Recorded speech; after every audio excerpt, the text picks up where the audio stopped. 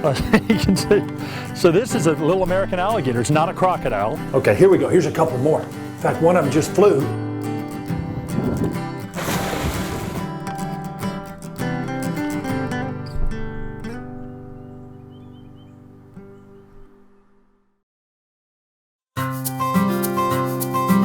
Turtles are among the most recognizable animals on Earth, and it's probably because of the shell. Now this shell is made up of the carapace and the plastron, and it's made of bone. And it's important to remember, turtles can't shed their shell and grow a new one, or they can't crawl out and then find another shell somewhere else. This is part of their skeletal structure. And as they grow, their turtle shell grows with them. Now this shell is from a turtle that died obviously a long time ago, and I found the shell out in the woods. Turtle shells are really good for protection from various predators. They're also important for thermoregulation. In this episode, we're going to take a look at some of the turtle species that live right here in the Lowcountry.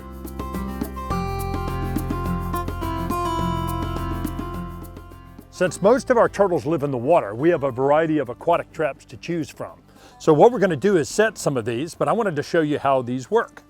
And here's one example. This is a smaller trap. It's a Promar type trap, but these are nice and compact, and they have two mouths on them. You set them in a likely looking spot, partially in the water, partially exposed so the animal can get up and breathe, and hopefully you catch something there.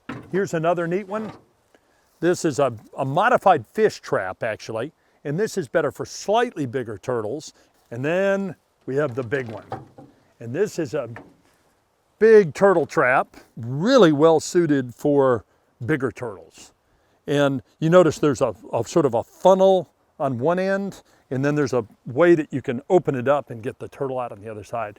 But the one thing we're missing is bait.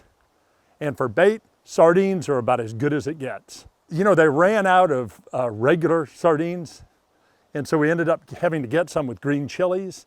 So I guess that's one of the things that we're gonna decide is whether or not regular sardines or green chilies work best. Anyway, we're gonna set some of these traps and see what we can catch.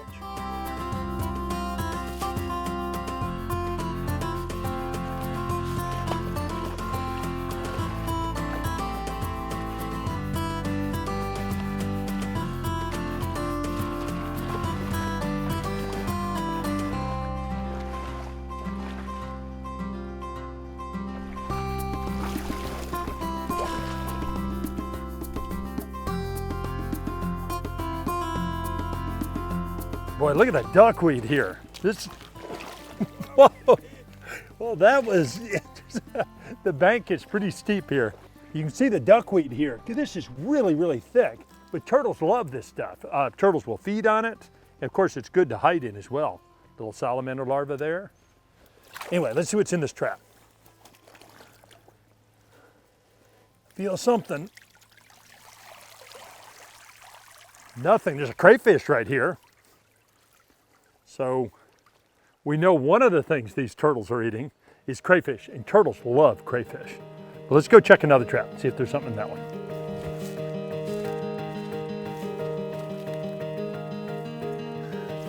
Sneak in here.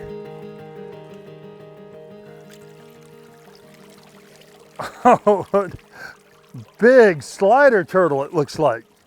Actually, this is a female, I can tell by size.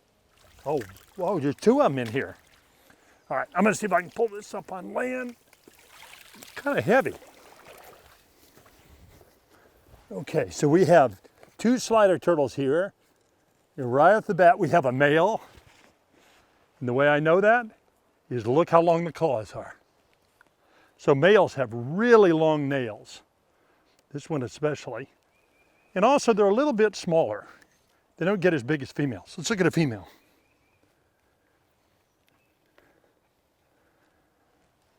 And look how much bigger that turtle is. Short nails and just a much, much bigger animal. Now this is one of the most common turtles that we have in the Lowcountry. They do have a yellow belly, and that's one of the ways that they got their name. They typically have two spots right here as well. Not always, but usually.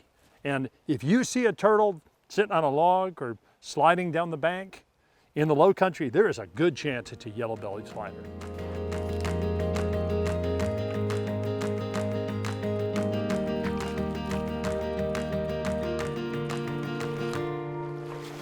See something moving around in this trap. Whoa, sort of steep right there. There are just 2 alligators in this trap, but there's something else too. Man, this is good stuff. All right, I'm gonna pull this up on the bank and get a better look. This is something you don't normally look forward to. There are 2 snapping turtles and 2 alligators in this trap, which is kind of a lot of snap per trap, I guess. So what I'm gonna do is figure out how to get some of this stuff out. Okay, so the first thing we wanna do is deal with the alligators. We didn't intend to catch those, but when you use a trap like this, sometimes you get alligators. And it looks like this is a trap with green chilies. So I don't know if that's significant. Lots of fights starting in the trap. So let's do these maybe one at a time. There's one. Yeah, there's a lot of snapping going on here. Look at that little tyke. So you can hear the vocalizations. So I'm gonna let this little guy go. See if we can get, there we go. That first one was kind of a warm-up gator. I think I'm gonna figure out how to get this next one out. There's no real easy way to do this, but I think what I can do, there we go. Okay, so here, a little bigger, but still a youngster. This one's vocalizing quite a bit, and this is kind of a residual call. You know, when they're babies, they do a lot of vocalizations, and we think alligators, communicate with these vocalizations. Wow, they're awesome. But we're not talking about alligators, we're talking about turtles. So let's put this one in. Okay, so he's safely back in the water. Now we're down to just 2 animals in the trap, which is still kind of impressive. All right, I worked these guys down to the other end, and God, look at that snapper. Common snapper. Now they have ridiculously sharp claws, and they just try and protect themselves. The other thing about snappers is they smell like a rotten pumpkin. They have a really pungent odor, and I don't know exactly why that is, but boy, you can see where they get the name snapping turtle. Big hooked beak, and they can really snap if they want to. Of course, catching small animals like crayfish and things, you really have to be careful with these. I used to work up a lot of snapping turtles for some of the research we did, and boy, they can get you a lot of different ways. But anyway, common snapper, not an alligator snapper. In fact, let's look at this other one. We'll let this one go. See if we can get this one out. They just kind of grab everything with their claws. So a little bigger. This is by no means a big snapper. They get enormous. I mean, a big snapping turtle can weigh 25, 30 pounds, and the biggest can weigh 50 pounds. And people want to call them alligator, People want to call them alligator turtles and all kinds of things like that, but they are common snapper. And I know the tail looks like an alligator and all kinds of things like that, but we do not have alligator snappers in South Carolina. We have common snappers, and they're impressive enough.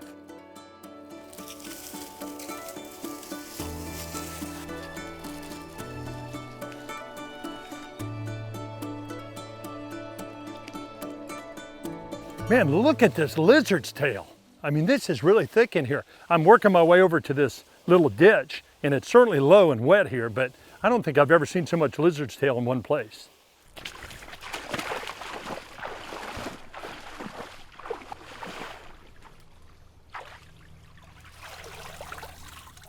Oh, here's something.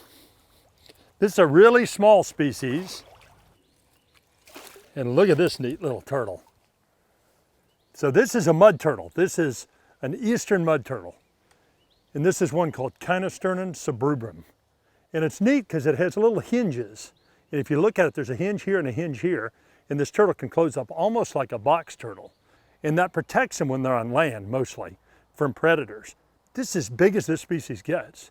So mud turtles are not huge. In fact, they're one of the smaller turtles in the world. And they live in habitats just like this. Ditches and all kinds of small wetlands like this.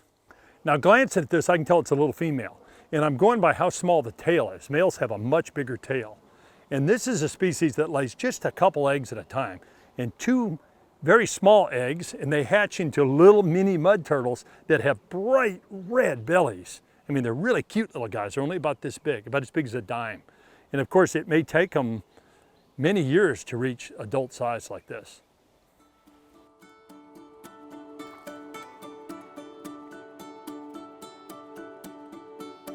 It's a beautiful little wetland. Boy, look at the water's got lots of tannin in it. Check this out. We have a couple things in here. We have a mud turtle, and then we have a chicken turtle. Get them both out at the same time. So here's the little mud turtle. Looks like a little male. Sort of scooped out in the middle there and has a big tail. So I think that's a male. Boy, this one's got some scars on him. Looks like he's been through the wars. That one swam off, and this is what I was trying to get to. This is, you know, I get more excited about some species of turtles than others, and this is a chicken turtle. And chicken turtles, first of all, they have very long necks, and I don't know if he's gonna stick his neck out, maybe, we'll see. But really pretty little turtle. This one's particularly light, and they get a little bigger than this. Females get about this big, and males much smaller.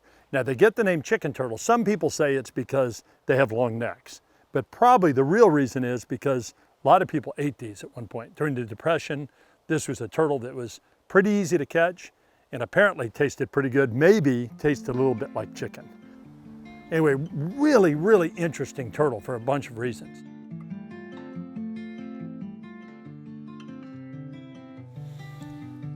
All right, so this one, everything's out of here. I'm gonna pull this trap out, but you notice we're setting these traps so that part of them is up out of the water. Turtles breathe air, and if you were to put the trap completely underwater, a turtle might drown. And the other thing is, you know, I love to set traps. I love to catch things in traps, but it requires a lot of responsibility. I mean, you can't just set a trap and forget about it. These have to be checked every day and sometimes multiple times a day, because what you don't want to do is hurt any of the animals that you might capture in your trap.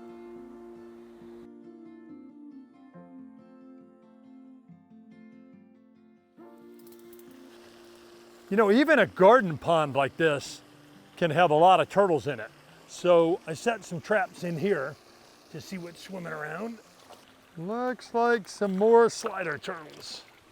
Oh, man, look at this pretty little turtle. Little tiny guy. Now, one of the things that's kind of cool about turtles is you can age them by looking at annuli or growth rings. This looks like about a 3-year-old probably. That's a guess, but I think that's a pretty good guess. Now, it takes these guys, you know, maybe 10 years to reach adult size, or maybe even longer. Okay, well, that's all the traps we have, but I'm not sure how conclusive this is, but it looks like the sardines with green chilies in them did just as well as the others.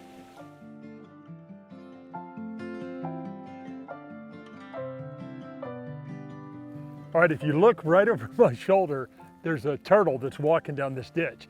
Now, one of our friends told us that there was a turtle crossing the road right here, and she said it was injured. So, of course, we came running over to check it out, and it appears to be a snapping turtle, but I thought I'd pick it up and have a look. Yeah, so it's a snapping turtle, and it's a common snapper, and man, look at that front leg. So this is what it's supposed to look like, but this one is missing a whole front foot. No wonder it was limping. Now, this is an old injury. I'm sure this must have happened when the turtle was very young, but it's been missing that foot for a long, long time. Now, I'm not really sure how this animal got this injury. I mean, it could have been from another snapping turtle, could have been an alligator. It's hard to know for sure, maybe even a raccoon when it was quite a bit smaller. A couple of things I noticed. Look at the leeches on this turtle. So turtles often have leeches. You can see some on the back of the shell here. Of course, they're not sucking blood here, but they are holding on. But on the skin here, certainly leeches can pull some blood from a turtle like this. Now, a couple neat things about snappers is, first of all, look at how reduced the plastron, or the lower part of the shell, is. So on the back, they have a normal, you know, carapace, but underneath, there's not a lot of shell. And I guess one of the main reasons for that is they have a lot of defenses besides that shell. Strong claws, and of course, I'm staying way away from that mouth because the bite from these, and I know this from personal experience, is pretty impressive, to say the least. This is an adult common snapper, although they can get quite a bit bigger than this. So we found this animal crossing over the land, but this is obviously an aquatic turtle. So I think what happened is it crossed the road right there, and it's just going to follow this ditch all the way down. And I know there's a pond down on the far end of this ditch, so I'm sure that's where it's headed. The other thing is, although it's got this old injury, it seems to be doing just fine. Good body weight. I mean, it seems really, really healthy. So it may be limping a little bit on that foot, but other than that, I think it's going to be just fine. So I'm going to put it back out on the ditch and let it go where it wants to.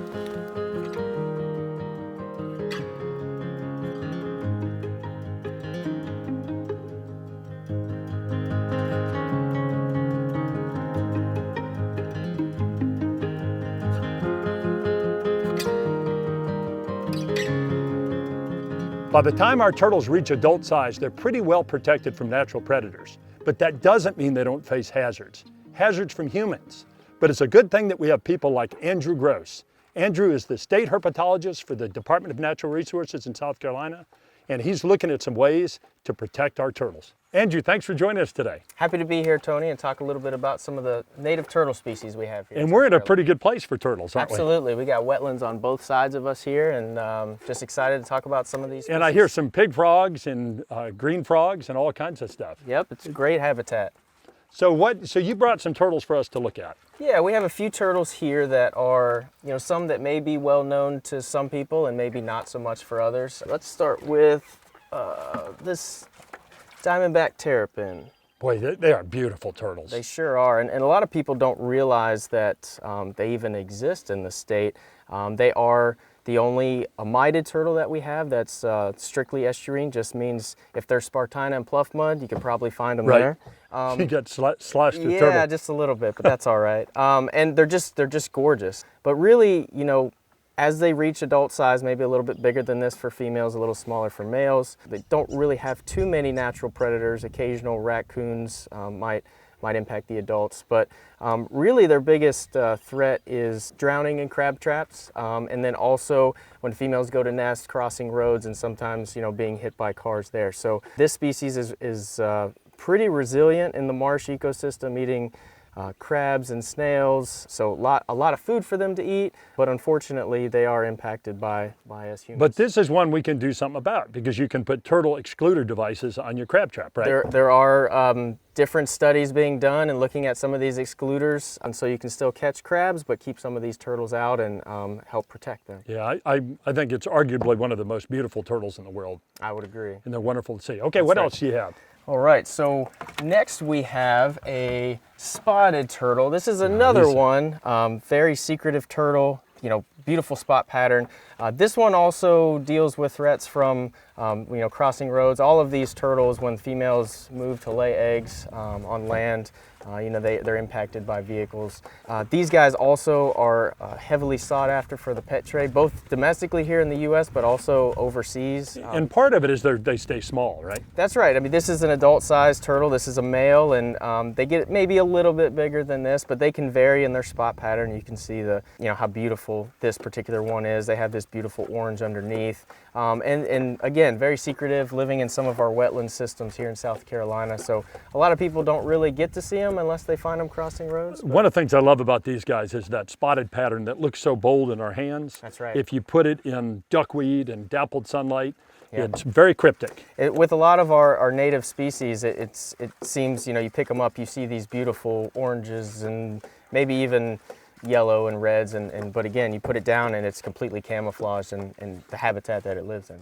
So what can we do? So you guys have passed some laws to protect this species, We right? have. So for all of our native turtles in South Carolina, excluding the sea turtles, we have 16 native species, and we have limited just the number that any one person can have. Well, that makes sense to me. Yeah. So one of the important things that we realized with the new laws is that for people to appreciate wildlife, turtles, any of the reptiles and amphibians, they have to have the ability to interact with them. And so allowing people to still keep some, having 5 turtles is one thing, having 200 maybe a few too many. Right, So. yeah, I agree. I think it's good for people to be able to have a pet turtle, but That's they right. don't need to.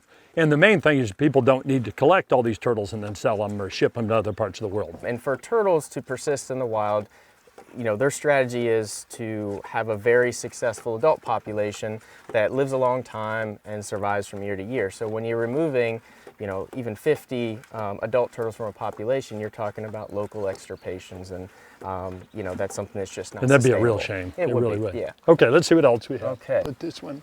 All right, so the last one we have here is another very popular one, and again, I mentioned we all have a story about a box turtle, right? Everybody's seen one of these, whether you're a hunter or you have land somewhere, or even been on public land. Everyone's seen a box turtle, and this is just a gorgeous example of And he one. is a bruiser. That is a big box turtle. Absolutely, yeah. So if you want to hold this one, I'll just pull out this I smaller love this one. guy. So this is a smaller female, and still a little small. They will get, probably the average size is somewhere in between the two. But you can see the beautiful coloration and the more terrestrial turtle.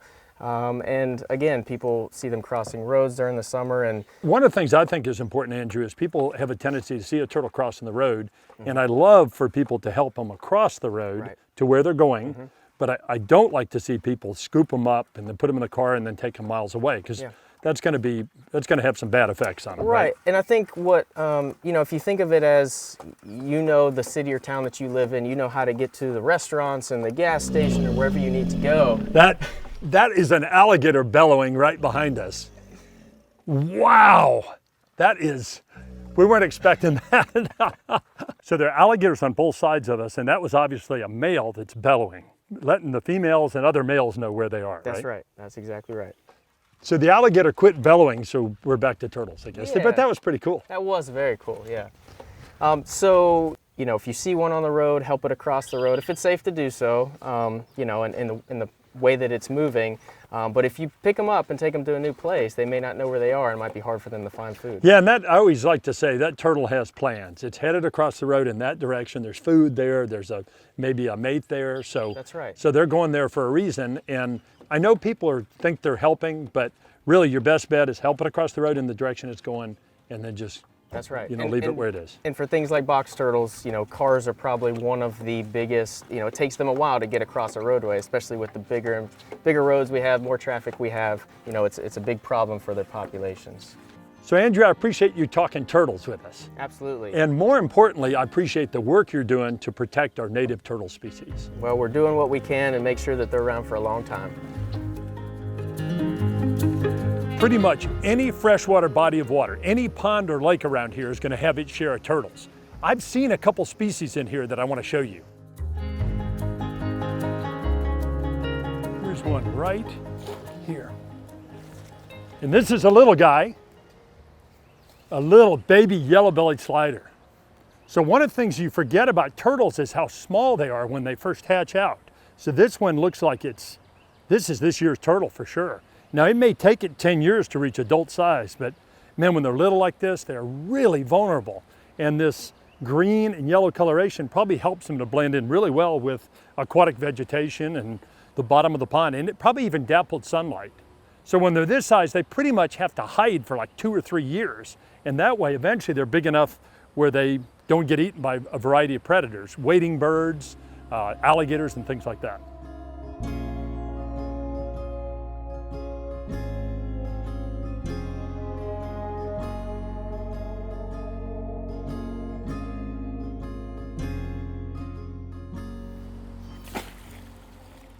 Okay, I got one. Wow, this is a big adult. This is what I was after. Not a yellow-bellied slider, a red-eared slider. Now, red-eared sliders, of course, have that big blotch on the side of the head, and that's what makes them different. It's actually a different subspecies of the yellow-bellied slider. That's Trichomys scripta scripta. This is Trichomys scripta elegans, so different subspecies. This looks like a big female. Males don't get nearly this big. Now, let me tell you what's interesting about this turtle. This is not native to the Lowcountry of South Carolina. It's native to just the very edge of the Southeast and then in the Midwest. But this turtle is established all over the world. There are red-eared sliders everywhere, and that's a bit of a problem because red-eared sliders, not really a huge problem here in the Lowcountry, but they're a big problem in other parts of the world. And the concern, of course, is that they might outcompete the native species of turtles. Now, very much like a yellow-bellied slider, except that it doesn't have much of a yellow belly, does it? A lot of sort of markings on the belly here. It's a slightly different shape than a yellow-bellied slider. And then of course, the red ear name comes from that big red blotch on the side of the head. Now let me tell you how this got started. So when I was a kid, everybody had a baby turtle as a pet. And you know, of course you bought them and they were about this big around. Sometimes they were yellow-bellied sliders, but a lot of times they were red-eared sliders. Now this happened throughout the world. And so people would keep a turtle for a while, they'd keep it in an aquarium or in a turtle bowl, they'd get tired of it, and what would they do? They'd go out to the neighborhood pond and let it go. And that's how these guys got established everywhere. So the baby turtle trade was huge. I mean, there were just millions and millions of baby turtles sold. And as I said, people would just let them go. And that caused a bit of a problem in some places. Okay, so it looks like these turtles are being fed. They're kind of hanging around the dock. And that made it a lot easier for us to dip net the turtles. Cool turtle, but there's another species that lives in here that I really want to show you.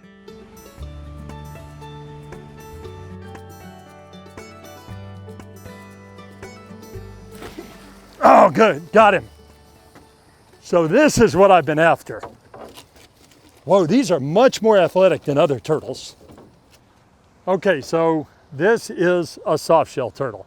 And more specifically, this is a Florida softshell turtle. And I think it's a male going by size and the size of the tail. Now, the first thing you notice about softshell turtles is look at the nose. They've got a very pointed nose and the little breathing tubes on the end. This allows them to put the minimal amount of their head up out of the water to get a breath. They also have just eyes up on top of the head so they can swim with just, again, the minimal amount of their body exposed. They also are very streamlined. And the biggest thing, and this is where they get their name, very flexible shell. A lot of cartilage in it, and so very different from most of our turtles. They have very webbed feet, and they're very athletic, very, very good swimmers. And they're predaceous. They feed entirely on other animals.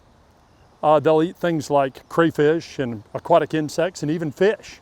And they have a really long neck. The claws are starting to get me, so I'm being a little careful. One of the advantages to having a long neck, one is you can catch fish, allows you to dart out and catch fish, but also they can sit on the bottom, sometimes buried in the sand or the mud, and then reach that long neck up to the surface, and just the tip of their nose, get a breath, pull it back down. But wow, what a turtle. And one that you don't see as often because they spend most of their time buried in the sand or under vegetation and things like that.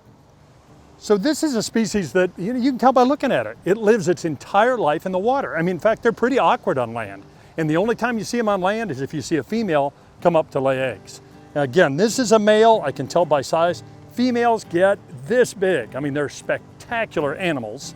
And the only time you see those, as I said, is occasionally you'll catch one crossing a road. Man, what a neat turtle, but I think it's time to get this one back in the water. You know, turtles are so common that I think we have a tendency to really kind of take them for granted. But remember, the turtle that you see crossing a road or in the pond near your house may have been around for a long, long time. Thanks for joining us on Coastal Kingdom.